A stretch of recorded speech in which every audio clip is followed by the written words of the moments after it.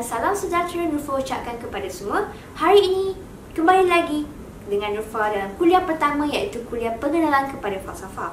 Sebelum kita tahu apa itu falsafah, adalah lebih amat menarik kalau kita tahu apa sebenarnya dimaksudkan dengan falsafah. Hari ini Nurfa jemput tetamu yang istimewa, iaitu Prof. Hazim Shah daripada Universiti Utara Malaysia. Prof, boleh tak Prof terangkan kepada Nurfa apakah yang dimaksudkan dengan falsafah? Baik, jadi soalannya ialah apakah makna falsafah ataupun apakah yang dimaksudkan dengan bidang atau istilah falsafah itu sendiri. Jadi umumnya falsafah itu datang dari perkataan Greek, iaitu filosofia, yang kemudiannya dalam bahasa Inggeris menjadi filosofi. Dan perkataan falsafah itu adalah di dalam bahasa Melayu, tetapi asalnya dari perkataan Arab, iaitu falsafah juga lebih kurang. Tapi asalnya dari tamadun Greek atau falsafah Greek, iaitu dari perkataan cantuman dua perkataan, iaitu philo dan sophia. Philo bermakna love ataupun cinta, dan sophia bermakna wisdom, boleh diterjemahkan sebagai kearifan ataupun kebijaksanaan. Jadi kalau digabungkan antara keduanya, ia menjadi love of wisdom ataupun cinta terhadap kebijaksanaan ataupun kearifan sebagai satu ciri kemanusiaan. Tetapi falsafah juga boleh difahami sebagai pemikiran yang dasar, asas ataupun fundamental mengenai sesuatu perkara atau isu itu. Jadi falsafah ini utamanya cirinya adalah pemikiran yang mendalam mengenai sesuatu perkara, dan ia juga bersifat menyeluruh, dan tidak terhad kepada satu-satu subjek, topik ataupun daerah pemikiran. Dan contoh persoalan-persoalan falsafah yang terdapat dalam ilmu falsafah ialah soalan-soalan umum seperti apakah makna kehidupan, ataupun soalan seperti apakah sifat kewujudan dan hakikat kewujudan itu yang terdapat dalam kajian metafizik. Jadi persoalan-persoalan dasar seperti ini hanya boleh ditimbulkan di dalam bidang falsafah dan bukannya bidang-bidang yang lain. Dan pada masa yang sama, ia memainkan peranan yang penting di dalam membuat kita berfikir secara mendalam dan mengenai perkara-perkara yang asas, persoalan pokok mengenai sesuatu isu itu, supaya kita dapat suatu pemikiran yang jelas tentang apakah soalan pokok mengenai ataupun yang terdapat dalam sesuatu bidang itu. Dan falsafah juga khususnya di dalam trend yang terdapat dalam falsafah moden di barat dan juga bukan barat, ialah falsafah itu sebagai satu kegiatan untuk menjelaskan konsep-konsep dan pemikiran-pemikiran asas mengenai sesuatu itu, supaya kita dapat menjelaskan di dalam pemikiran kita tentang apakah makna ataupun apakah signifikan sesuatu konsep yang digunakan itu, dan sama ada konsep itu mempunyai makna ataupun sebaliknya. Dan ini dapat memberikan kita suatu macam clarity ataupun kejelasan tentang isu-isu yang mungkin mendasari pelbagai bidang ilmu ataupun pelbagai sistem pemikiran. Jadi itu uraian saya mengenai apa yang dimaksudkan dengan falsafah. Walaupun falsafah ini dianggap sebagai bidang yang am, kita perlu tahu bahawa falsafah ini mempunyai maksud yang tersendiri. Lepas kita tahu apa itu maksud yang tersendiri, maka kita lihat bahawa terdapat negara-negara lain yang mempunyai ideologi atau falsafah sendiri. Apabila mereka ada, maka mereka dapat menyusun atur sistem negara mereka. Misalnya di Malaysia, kita lihat falsafah yang terkandung dalam rukun negara cukuplah amatlah sangat cantik. Jadi boleh tak Prof terangkan bagaimana falsafah ada hubung kaitnya dengan rukun negara Malaysia? Baik, ini satu soalan yang menarik, kerana di sini falsafah dikaitkan dengan satu keadaan atau situasi yang bercorak kebangsaan ataupun bercorak individu, dalam arti kata ianya menjurus kepada sesuatu daerah ataupun kawasan geografi. Sedangkan dalam sejarahnya falsafah itu bersifat universal dan tidak terbatas kepada mana-mana tempat ataupun lokasi geografi. Jadi adakah ini patut dilakukan? Ini persoalan pertama yang kita harus kemukakan. Kerana mungkin ada yang menganggap bahawa ini akan melemahkan bidang falsafah itu sendiri, dalam arti kata bahawa ia menjadikan falsafah itu sebagai sesuatu yang tidak lagi bersifat sejagat ataupun lokal, atau menjadi ianya lokal dan hanya menumpukan perhatian kepada persoalan-persoalan yang boleh dianggap sebagai nasionalistik ataupun parokial. Namun demikian, saya beranggapan bahawa tidak menjadi kesalahan untuk falsafah itu ditujukan kepada sesuatu konteks yang spesifik, ya, khususnya dalam konteks pemikiran sesebuah negara ataupun budaya itu, kerana ini adalah realiti kehidupan dunia pada hari ini, ya. Walaupun kita menganggap bahawa dunia pada hari ini adalah bersifat global dan universal, namun demikian terdapat ciri-ciri tempatan yang membezakan antara satu masyarakat dan budaya itu dengan satu masyarakat dan budaya yang lain, ya. Jadi oleh kerana itu kita tidak boleh menyamakan misalnya keadaan di Amerika Syarikat ataupun Eropah dengan keadaan di Asia ataupun di Malaysia, kerana sejarahnya berbeza, pemikirannya berbeza, sifat tempatannya berbeza dan sebagainya. Dan maka itu adalah wajar bagi falsafah yang dibangunkan di dalam sesuatu masyarakat itu mempunyai kaitan dengan persoalan-persoalan yang dihadapi oleh masyarakat itu, ya. Dan kalau kita lihat sejarah falsafah pun keadaannya begitu. Kepelbagaian falsafah yang dicerminkan di dalam falsafah-falsafah yang terdapat di dalam tamadun-tamadun yang berbeza di dunia ini, seperti tamadun Barat, tamadun Islam, tamadun Asia dan sebagainya, menunjukkan bahawa falsafah itu juga mempunyai sifat lokalnya itu sendiri, walaupun isu-isu yang ditanganinya adalah bersifat universal dan global, ya. Jadi di dalam hal ini saya tidak sama sekali menganggap bahawa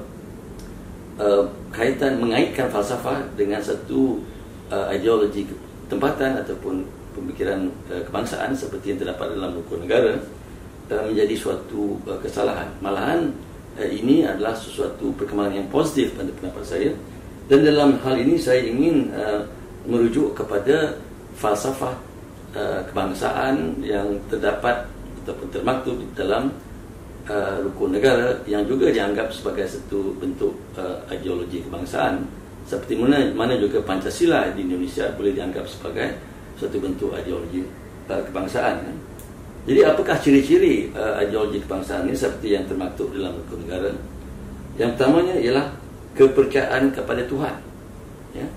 Jadi ini adalah satu ciri umum yang dianuti oleh ramai penduduk-penduduk di negara ini, di Malaysia, yang juga mewakili masyarakat yang berbilang kaum, ya.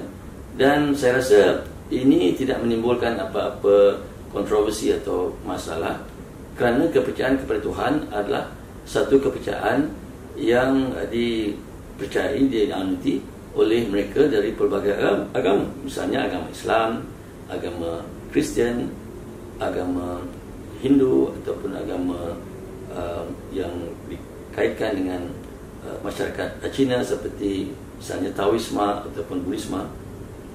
Mereka semua mempunyai konsep ketuhanan, walaupun diakui bahawa dalam fahaman Buddhisme tidak ada secara eksplisit disebut tentang Tuhan, namun ada unsur-unsur kerohanian yang boleh dikaitkan dengan sejenis ketuhanan, konsep ketuhanan. Baik, jadi prinsip yang pertama ini tidak memecah belakang rakyat. Ya. Sebaliknya, ia boleh dianggap sebagai suatu common denominator ataupun titik pertemuan di antara pelbagai budaya dan kaum yang mempunyai fahaman agama masing-masing. Ya. Jadi kepercayaan kepada Tuhan saya rasa wajar diserapkan sebagai prinsip yang pertama dalam rukun negara, dan kita lihat ianya mempunyai unsur pemikiran falsafah kerana dikaitkan dengan fahaman keagamaan di situ. Dan prinsip rukun negara yang kedua ialah kesetiaan kepada raja dan negara. Ya. Jadi kita sedar bahawa konteks dunia moden ini, ya, sistem politiknya adalah berdasarkan kepada konsep negara bangsa, iaitu nation state. Ya. Dan ini timbul bermulanya di Eropah di sekitar mungkin abad ke-18. Ya. Hingga kan hari ini apabila kita menyebut tentang masyarakat manusia, tidak boleh tidak kita mesti memikirkannya, melihatnya dari konteks negara bangsa. Ya. Dan Malaysia di dalam hal ini tidak terkecuali, kerana Malaysia juga adalah satu bentuk nation state, ya, negara bangsa. Tetapi ciri-ciri nation state Malaysia mempunyai ataupun mengandungi unsur-unsur sejarah yang tersendiri yang mendirikan sistem yang terdapat pada hari ini. Ya. Kerana apa? Kerana dalam sejarah Malaysia terdapat sistem beraja ataupun sistem monarki, ya, di dalam sejarah Malaysia, khususnya dengan adanya Kesultanan Melayu Melaka pada abad ke-14 atau 15. Ya. Dan unsur sejarah ini diserap di dalam sistem kerajaan yang ada pada hari ini, iaitu constitutional monarchy ataupun sistem raja berperlembagaan. Ya. Maka jika itu adalah sistem yang mendasari negara bangsa Malaysia, sudah tentulah prinsip yang kedua, kesetiaan kepada raja dan negara itu menjadi suatu prinsip yang wajar diterima umum. Ya.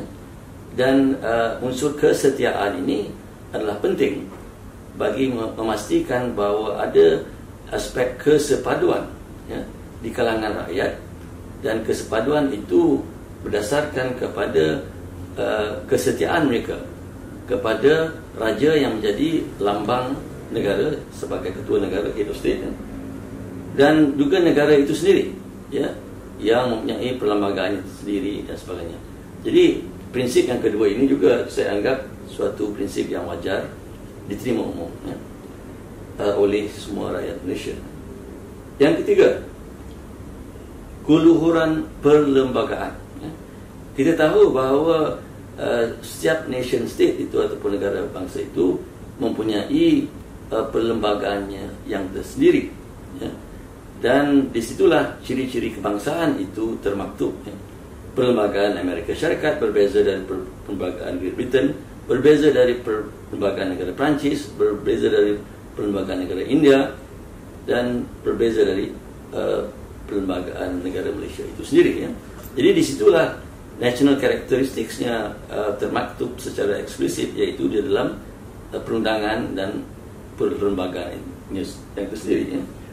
Dengan itu, maka wajarlah jika prinsip yang ketiga ini, iaitu keluhuran perlembagaan itu dijadikan sebagai satu prinsip rukun negara, dan di dalam kes ini prinsip yang ketiga, kerana ia membolehkan apa-apa pertikaian diselesaikan dengan merujuk kepada prinsip perundangan yang paling tinggi, iaitu perlembagaan negara. Ya.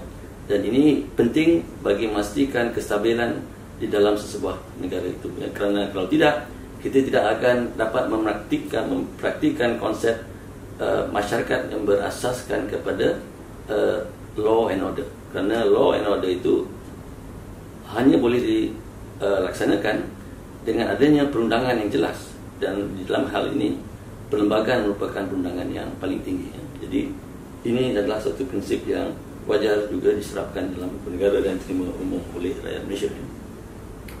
Prinsip yang keempat itu kedaulatan undang-undang. Jadi di sini seperti yang saya katakan tadi mengenai perlembagaan, perkara yang sama boleh dilanjutkan kepada undang-undang, cuma perlembagaan itu merupakan the highest form of law. Dan poin saya mengenai penerbitan ataupun bagaimana untuk mengekalkan kestabilan masyarakat itu melalui perundangan, ini dapat direalisasikan dengan adanya prinsip keempat ini, iaitu kedaulatan undang-undang, di mana tidak ada sesiapa yang boleh dianggap sebagai mengatasi ataupun melebihi undang-undang, iaitu nobody is above the law. Dan jika prinsip ini diterima, maka kita akan lebih yakin bahawa kita boleh mengekalkan keharmonian dalam satu masyarakat itu, kerana apa-apa pertikaian yang mungkin muncul atas dasar agama ataupun bangsa dan sebagainya boleh diselesaikan melalui sistem perundangan yang sedia ada. Dan dengan itu, untuk membolehkan perkara itu, maka rakyat harus menerima akan konsep kedaulatan undang-undang ataupun the sovereignty of law. Dan prinsip yang terakhir itu kesopanan dan kesusilaan. Jika sekiranya prinsip-prinsip yang di atas tadi lebih bersifat formal atau structural, prinsip yang terakhir ini, yang kelima ini, merujuk kepada sesuatu yang lebih bersifat personal dan berkaitan dengan perhubungan manusia ataupun human relations.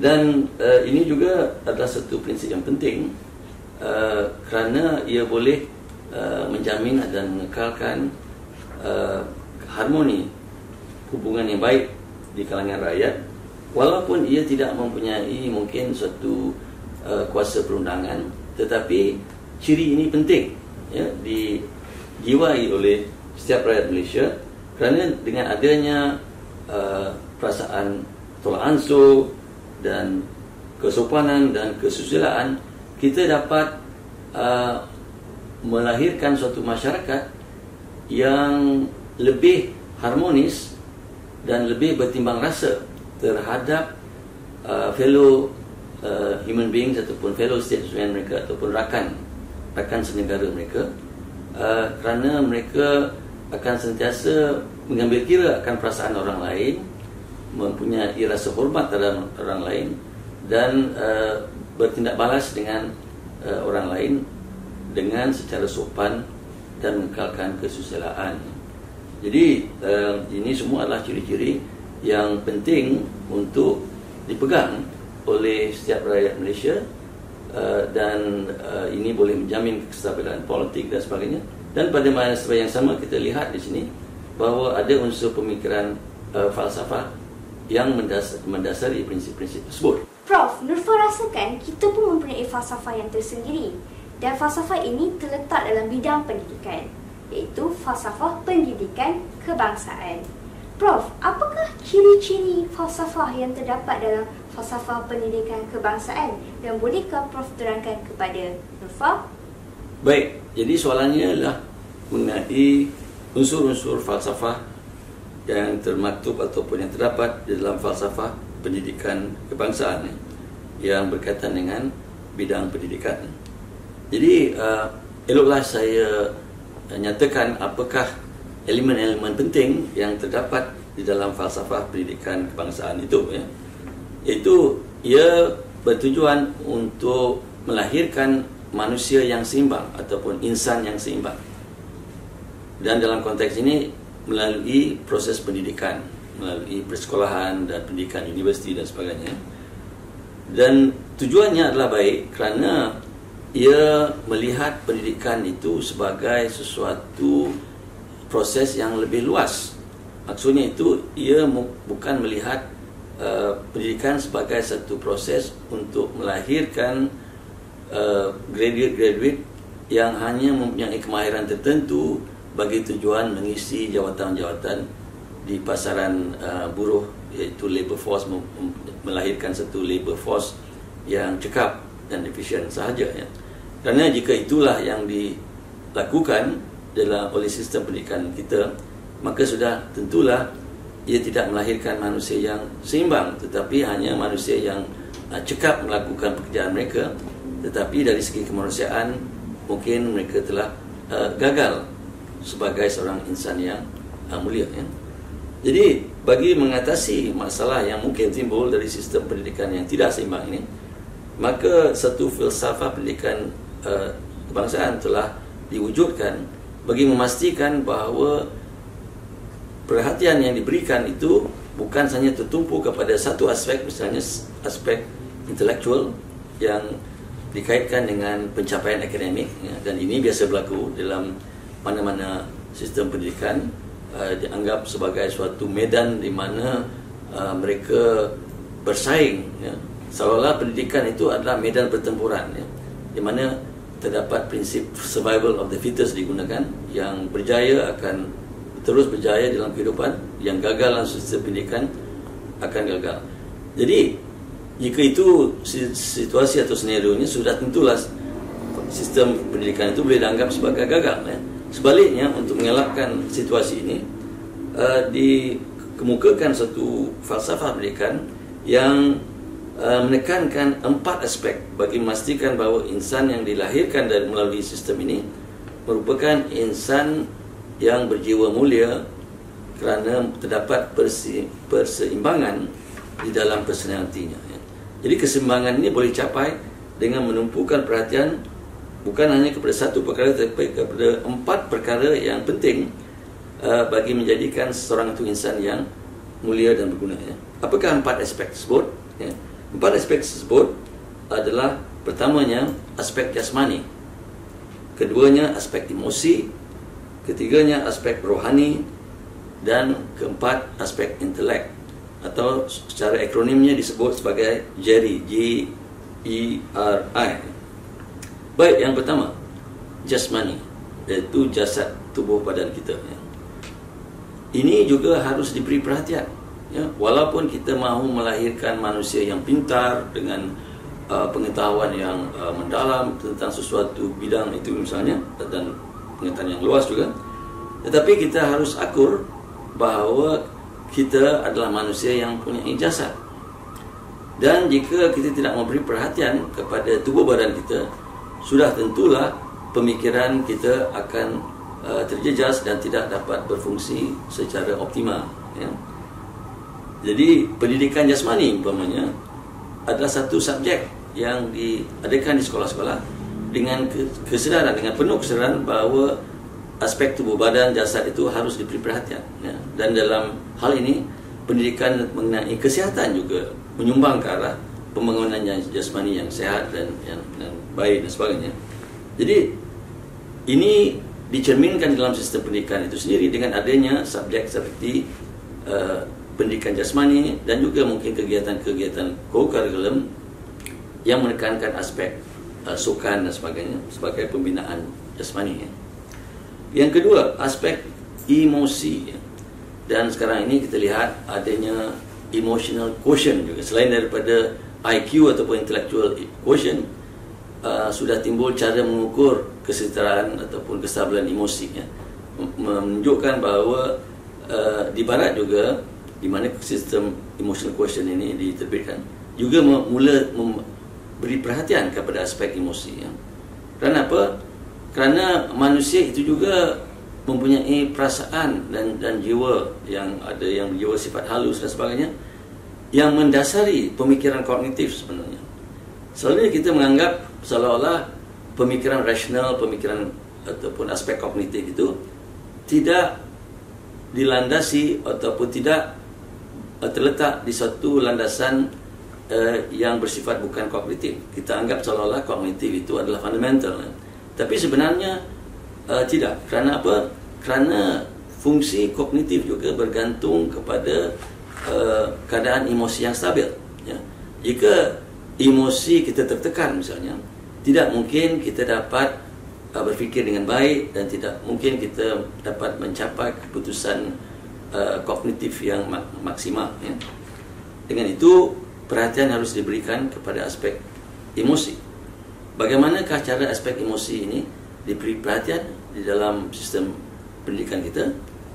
Mungkin melalui cara guru-guru mengajar subjek-subjek mereka kepada murid-murid, dan cara guru-guru berinteraksi dengan murid-murid, iaitu menunjukkan lebih elemen kasih sayang, elemen mengambil berat tentang permasalahan yang dihadapi oleh murid-murid, ya. Dan dengan adanya satu saluran formal seperti adanya kaunselor di sekolah-sekolah, adanya counseling session dan sebagainya, dengan ini diharap keadaan emosi pelajar dapat dipelihara, ya. Juga melalui aktiviti-aktiviti luar sekolah ataupun co-curriculum activities, ya, di mana murid-murid dapat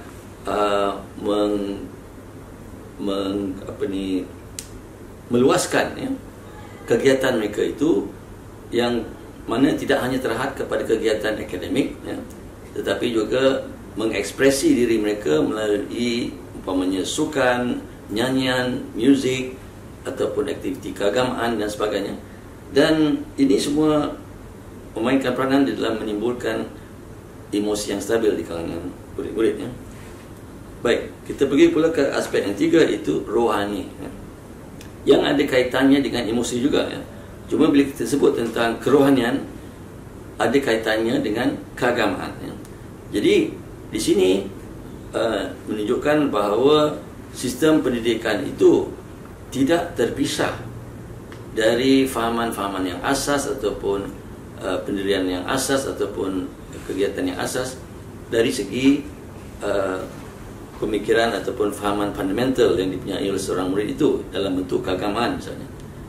Dan kegiatan-kegiatan keagamaan memanglah tidak dilarang di sekolah-sekolah kerana adanya persatuan-persatuan misalnya yang berasaskan kepada faham agama masing-masing, ya.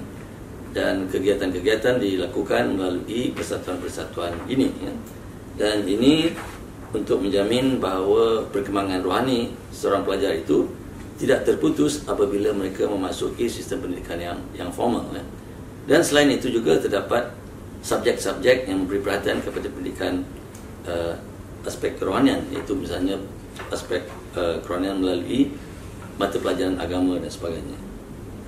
Baik, yang akhir sekali iaitu perkembangan intelek. Baik, ini jelas kelihatan dengan adanya sistem pendidikan yang mementingkan akan mata-mata pelajaran yang bersifat akademik, ya. Dan dengan cara ini dapat membina ilmu dan juga minda murid-murid ke arah pemikiran yang lebih tajam, ke arah pencapaian akademik ataupun pencapaian ilmu yang lebih luas dan mendalam. Dan ini akan menajamkan lagi pemikiran mereka. Dan sekarang ini terdapat sistem penilaian yang tidak hanya tertumpu kepada keputusan peperiksaan akhir dan sebagainya, tetapi sistem penilaian juga memberi ruang kepada pemikiran yang lebih kreatif, intellectual development yang lebih sihat dan sebagainya.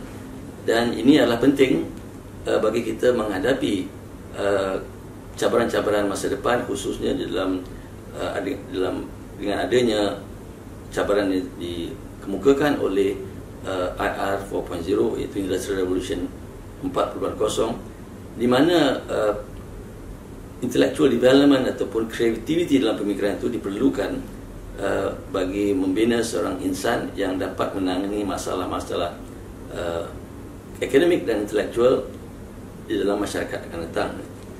Jadi itulah sedikit sebanyak penjelasan saya tentang unsur-unsur yang terdapat dalam falsafah pendidikan negara dan bagaimana ianya mempunyai kaitan dengan falsafah. Dan kaitannya dengan falsafah ialah kerana dalam falsafah juga diberikan perhatian, ya, kepada aspek-aspek yang berlainan di dalam yang ada pada diri manusia itu sendiri, iaitu manusia itu sebagai sesuatu entiti yang bukan hanya terdiri dari tubuh badan yang fizikal, tetapi juga mempunyai emosi, mempunyai pemikiran intelektual dan juga sifat kerohanian, ya. Dan itu saya lihat sebagai sesuatu yang menampakkan aplikasi pemikiran falsafah di dalam falsafah pendidikan kebangsaan itu sendiri. Prof, boleh tak Lutfi nak tanya soalan yang am? Boleh. Okay. Prof, bagaimana kita nak menarik orang awam untuk mempelajari bidang falsafah?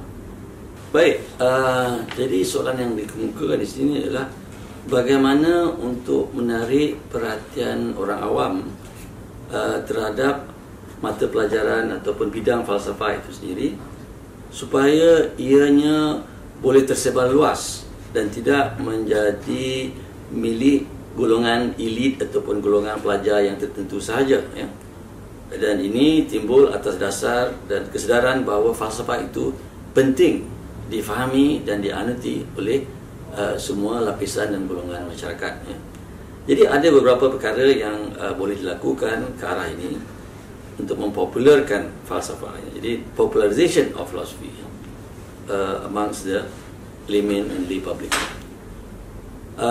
Kita tahu bahawa bidang falsafah itu adalah satu bidang akademik yang bersifat rasional, bersifat intelektual, dan konsep-konsepnya banyak yang abstrak, ya.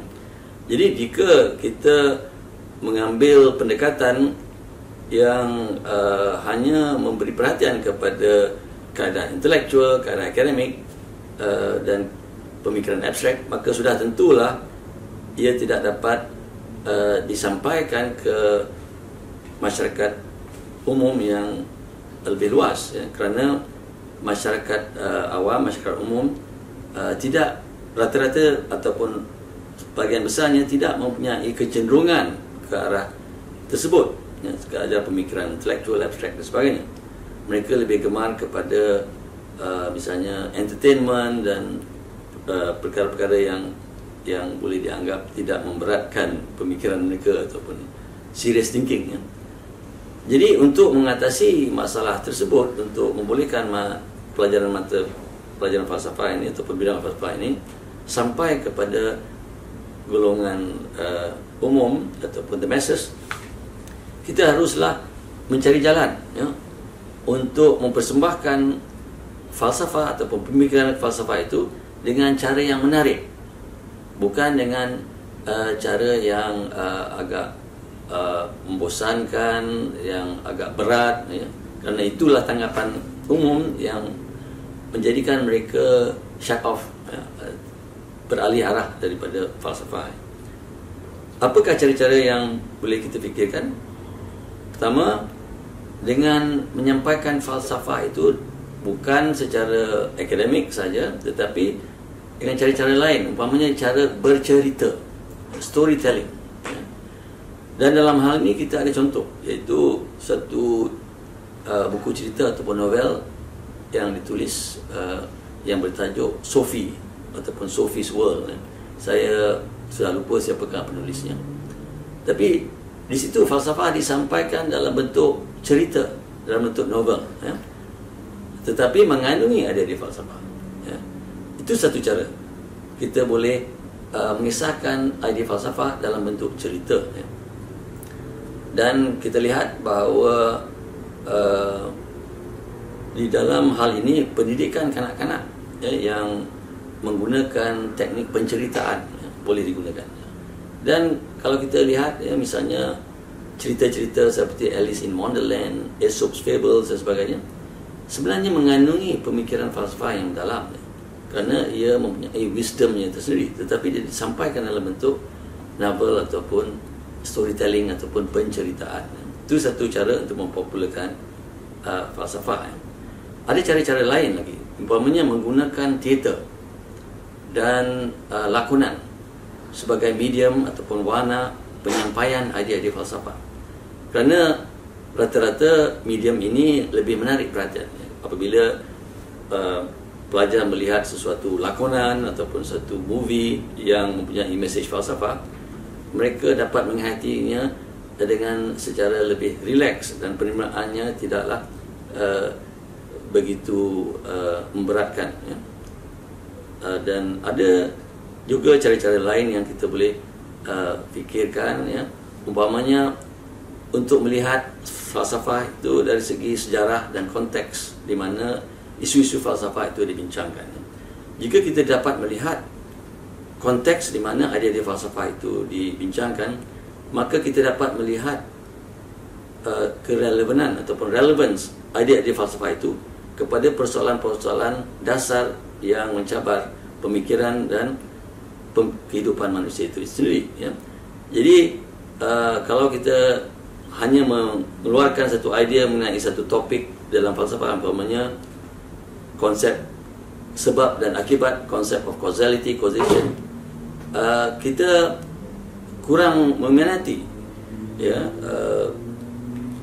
usaha untuk menggarap idea tersebut berbanding dengan keadaan di mana kita dapat memahami kenapa isu itu timbul.